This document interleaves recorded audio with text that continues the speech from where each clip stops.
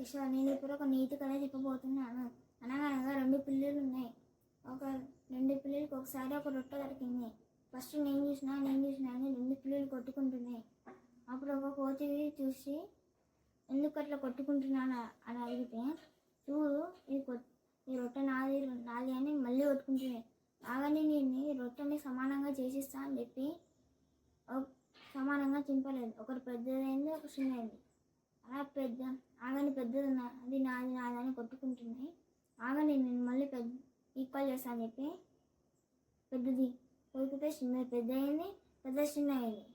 అలా మొత్తం పెద్ద చిన్న పెద్ద అయింది. అట్లా రొట్టె మొత్తం కోతే తినేసింది. నేను పిల్లులు బాధపడ్డాయి. నేనన్నా సమానం చేసుకుంటే బాగుండు, ఆ కోతికి మొత్తం దక్కిందని చెప్పింది అని అనుకుంది. దీనివల్ల నీతి, ఎవరైనా దొరికిందని ఇద్దరు కొట్టుకుంటే 3వ వ్యక్తి వచ్చి తిని అన్నది మన చెల్లెలు ఇంట్లో కొట్టుకోకూడదు. మనకి ఆ వస్తువు కాకుండానే పోతుంది. ధన్యవాదాలు.